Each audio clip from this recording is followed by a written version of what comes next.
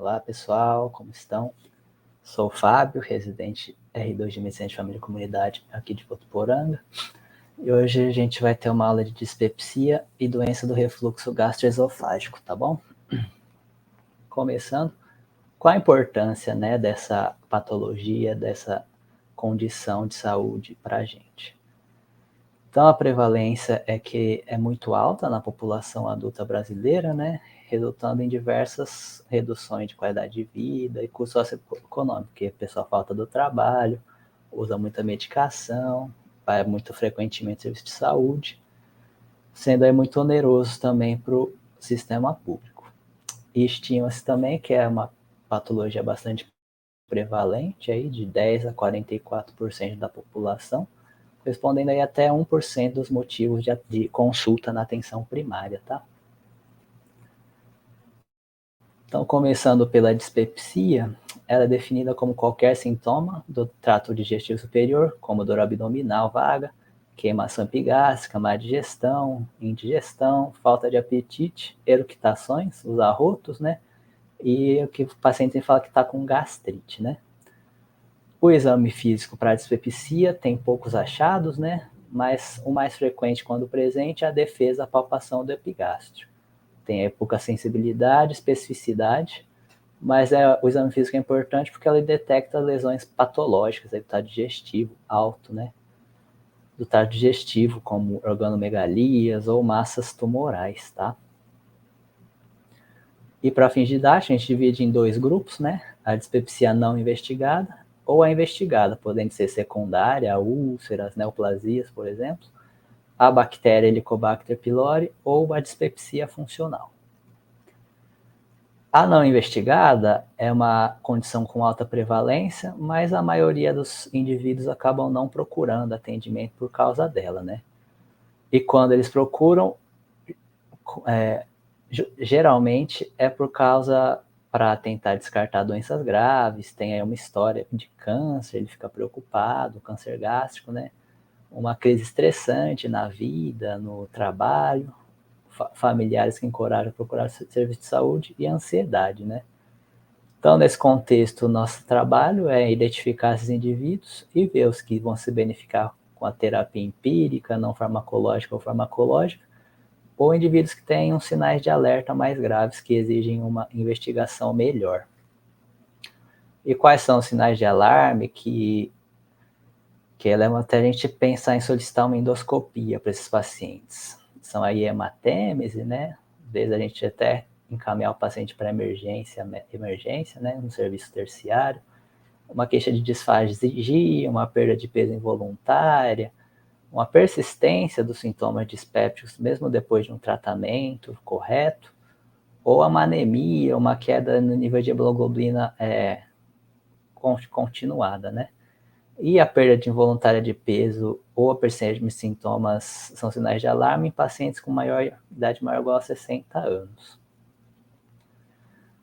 Inicialmente, o que a gente pode orientar o paciente como medidas não farmacológicas? Mudanças no estilo de vida, né? Alimentação saudável, controle de peso, suspensão de tabagismo e evitar alimentos que são sabidamente provocadores de crise, né? Como algumas pessoas, café, chocolate, cigarro, frituras, né? Evitar os AIDIANES, né? Como todo mundo já sabe. E durante a minha pesquisa achei esse fitoterápico chamado chá de espinheira santa, que aparentemente tem boa aceitação e bom controle nos sintomas. E no manejo farmacológico da dispepsia, a gente pode usar aí antiácido sob demanda, hidróxido de alumínio, por exemplo, e geralmente é muito bom para a grande maioria dos pacientes. Caso não melhore com esse tratamento, né, a gente pode tentar pensar em tratamento empírico com omeprazol 20 mg em jejum por um mês. O paciente melhorou, ele usa conforme necessário, ou se persistir os sintomas, a gente pode pensar em fazer um tratamento empírico já para a bactéria, né, Helicobacter pylori, ou investigar com endoscopia.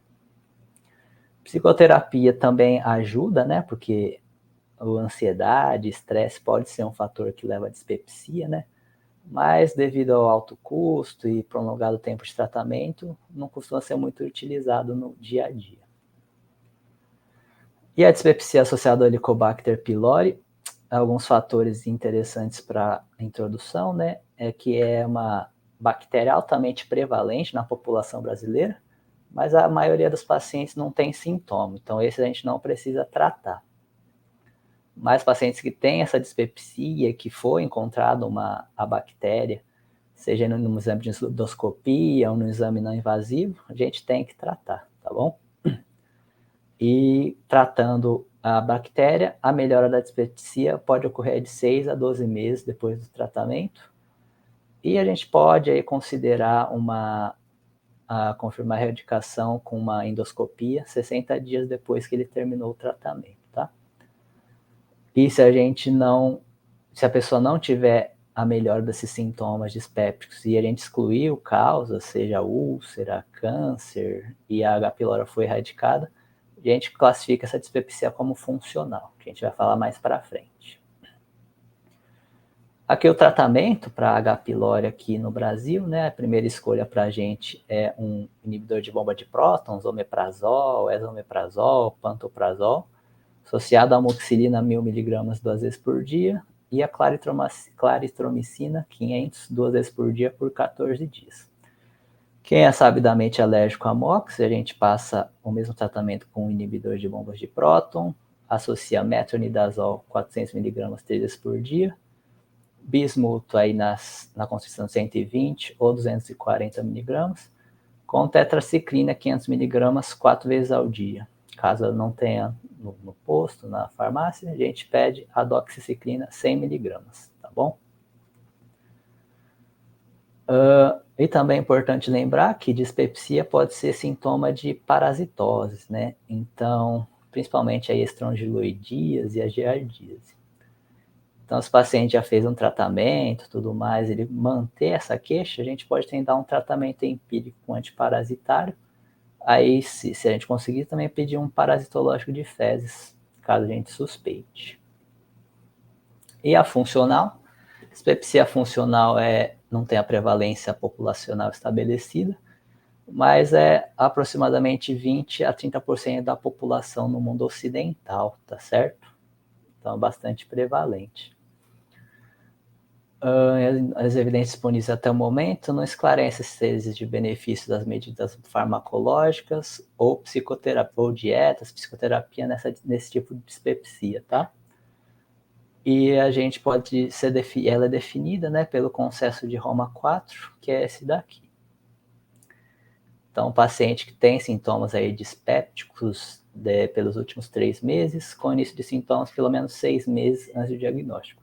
Então, tem estufamento pós-prandial desconfortável, saciedade precoce, dor epigástrica, queimação epigástrica e associada a nenhuma evidência de doença estrutural. Então, a gente fez uma endoscopia que descartou aí úlceras, neoplasias, H. pylori. A gente classifica esse paciente como tendo dispepsia funcional, tá bom? E o tratamento mais eficaz para esse paciente costuma ser o inibidor de bomba de prótons e associado a um procinético.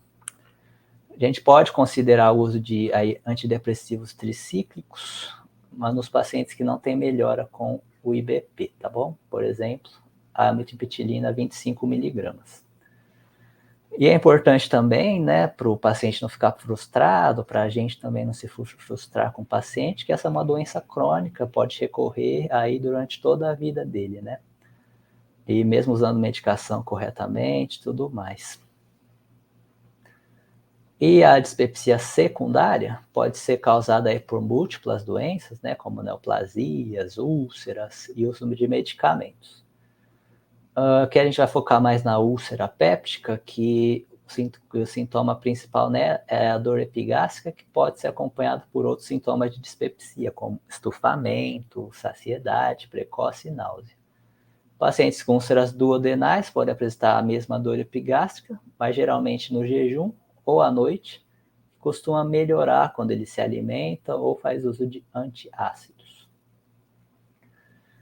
E para diagnosticar a úlcera, a gente diagnostica com a endoscopia, né? E se perceber uma penetração mucosa maior igual a 5 milímetros, recoberta de fibrina, úlcera pética. Se não for menor que 5, a gente chama de erosão. Lugar típico da úlcera duodenal é o bulbo, onde o conteúdo gástrico penetra no intestino delgado, né? E nas úlceras gástricas costuma ser no ângulo gástrico da pequena curvatura. E sempre que a gente diagnosticar uma úlcera, é importante a gente fazer as biópsias, né, para excluir tanto neoplasia e detectar o H. pylori também, seja pelo teste da urease ou exame histológico no laboratório. E se descobrir H. pylori, tratar igual a gente falou anteriormente, tá bom? Agora falando um pouco da doença, do refluxo gastroesofágico, né? Que é importante lembrar que todo mundo tem um pouco de refluxo fisiológico, né? Que é o refluxo do esôfago, que fisiológico em pequeno volume para o esôfago, né? Principalmente depois das refeições. Mas quando esse é o sintoma frequente e causando aí pirose, regurgitação ou complicações, né? Que a gente observa pela endoscopia, como esofagite, estenose, esôfago de Barré, a gente chama ela da doença do refluxo gastroesofágico. E a gente pode classificá-la em síndromes esofágicas e extraesofágicas, aqui pelo Consenso de Montreal. Então, as esofágicas a gente divide em síndromes sintomáticas e síndromes com dano esofágico. As sintomáticas é a síndrome do refluxo típico e a síndrome da dor torácica por refluxo. E com dano esofágico, a gente pode falar que a esofagite de refluxo, a estenose péptica, o esôfago de Barré e o adenocarcinoma do esôfago. Nas síndromes extraesofágicas, existem sintomas associados, né, a tosse crônica, laringite de refluxo, asma, erosões dentárias. E essas tosses podem ser aí oriundas, né, de uma faringite, sinusite, fibrose pulmonar, otite média de repetição. E quais são os sintomas principais, né, que a gente observa na doença do refluxo? São a pirose e a regurgitação. Definindo a pirose, né, é uma sensação de queimação aqui retroesternal, que radia do epigastro até a base do pescoço, podendo escorrer aí espontaneamente ou após as refeições, né? Principalmente refeições volumosas, ricas em gordura. Ou quando o paciente fica em decúbito, né, se deita, que melhora aí quando ele bebe água, toma leite ou usa um antiácido. A regurgitação a gente define pela sensação de retorno do conteúdo gástrico até a boca ou hipofaringe, sem essa sensação de queimação. E aí a grande maioria, né, desses pacientes que tem essa queixa de pirose, regurgitação, muitas vezes não vão precisar de investigação complementar. Mas é interessante a gente pensar em pedir esses exames quando ele tem sintomas atípicos, que são esses daqui, né? Então, se ele tiver uma dor torácica, uma tosse crônica, uma rouquidão, disfagia, broncoespasmo, odinofagia, ou estiver apresentando anemia, melena, hematêmese, importante a gente pensar se tiver os sintomas, pensar na DRG, né? Mas excluir essas patologias, como se tiver dor torácica, né?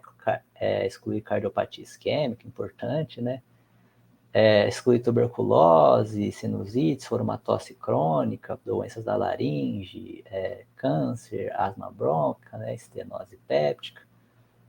E tudo isso a gente avalia, né, com endoscopia, ou a pH-metria, ou a manometria, tá bom? Aqui um fluxograma interessante para a gente nortear nossas decisões, né? Então, chegou o paciente com uma suspeita clínica aqui de doença de refluxo. Se ele já tiver mais de 60 anos ou apresentar os sinais de alerta, a gente já pensa em pedir uma endoscopia, tá bom? Não está com esses sintomas e está com sintomas típicos há menos de uma semana, a gente orienta medidas comportamentais, igual da disfagia, e tenta começar um antiácido conforme demanda. Melhorou, a gente mantém essas medidas. Não melhorou, a gente tenta medidas comportamentais associado a um inibidor de bomba de prótons. Aí, se o paciente não tivesse esses sinais de alarme, e tiver sintomas atípicos com pirose associada, a gente também começa o tratamento empírico. Mas se ele não tiver a pirose, tiver sintomas atípicos sem pirose, e a gente descartar doença cardíaca, a gente também começa tratamento empírico. Se não tiver a pirose, tiver sintomas respiratórios, dentários, a gente já pensa em encaminhar para o especialista para realizar a pH-metria, tá? E aí, se o tratamento é empírico por 4 semanas, o paciente melhorar ou tiver remissão dos sintomas, a gente reduz a dose para a menor dose possível que ele fique sem sintomas, ou a gente até interrompe o tratamento. Se ele não melhorar com o tratamento empírico, a gente já também pensa em pedir uma endoscopia digestiva alta, né? Achando esofagite erosiva, a gente continua as medidas comportamentais e encaminha o especialista. Caso não tenha esofagite, a gente também encaminha o especialista, né, para a realização de uma pH-metria. E os exames complementares que a gente está falando aqui, endoscopia, pH-metria. A endoscopia, né, ao contrário do que a grande maioria pensa, identifica as lesões da DRG somente em 30 a 40% dos pacientes. Então, tem uma baixa sensibilidade diagnóstica, né? Então, ela não consegue confirmar a DRG. Mas ela é importante para estimar o risco de complicações em longo prazo, né? E quando ela não revela lesões atribuídas ao refluxo, como a esofagite de Barré, esofagites, né? Ela nos orienta a evitar pedir novas endoscopias, né? E outra informação interessante é que não há uma boa correlação entre gravidade dos achados endoscópicos e a intensidade de sintomas. Então, às vezes, pode ter um paciente com uma esofagite leve, né, que tem muitos sintomas, ou também pode ter um paciente aí com uma úlcera, alguma coisa desse tipo mais grave, que tem poucos sintomas. Então, não tem uma relação causal de gravidade com os achados de endoscopia. E, então, a gente pediu uma endoscopia quando a gente pensa em reavaliar, pedir novas endoscopias, né? A gente pensa se a gente achar aí uma esofagite acentuada, um grau C e D da classificação de Los Angeles, né? Pelo risco de ter esôfago de Barré nessas lesões, né? Se a paciente tiver esôfago de Barré confirmado por biópsias, apresentar uma estenose péptica, uma úlcera esofágica, ou se tiver a piora clínica dos sintomas, né? Principalmente se ele apresentar lá os sinais de alarme, né, disfagia, odinofagia, emagrecimento, anemia, melena, a gente pensa em pedir novamente a endoscopia. E a pH-metria? A pH-metria de 24 horas, ela detecta diretamente o refluxo, né? Então, a gente consegue quantificar e estabelecer a associação entre os episódios de refluxo com sintomas como a tosse ou a dor durante o exame. E é ela que tem a mais alta sensibilidade e especificidade, é maior que 70%. E grande valor nos pacientes que têm sintomas atípicos, quando o exame endoscópico é frequentemente normal. Mas ainda é um exame pouco presente no nosso dia a dia, né? Tem poucos centros médicos, e para a interpretação um pouco mais difícil, a gente necessita de profissionais, especialistas mais experientes. E a manometria, ela avalia a força, a coordenação da contração esofágica e a competência do esfíncter esofágico inferior. Ela não estabelece o diagnóstico, mas é muito importante fazer antes para que a pH-metria, os eletrodos, os sensores da pH-metria sejam colocados corretamente. Ela também ajuda na investigação de sintomas associados ao refluxo. E o tratamento do refluxo, né, da DRGE, lembrar o paciente também, igual na dispepsia, que é uma doença crônica, e que é ele o principal pessoa que tem que participar do seu tratamento, né? E aí umas medidas não farmacológicas que têm bastante benefício são a perda de peso, cessação de tabagismo, evitar ganhar peso, né? Indivíduos com sintomas noturnos, orientar a elevação de cabeceira também e evitar refeições antes de deitar, por mínimo aí 2 horas. E outro fato interessante é que sobrepeso e obesidade são fatores de risco, não só para os sinais, sintomas de lesão de refluxo, mas também para o adenocarcinoma de esôfago.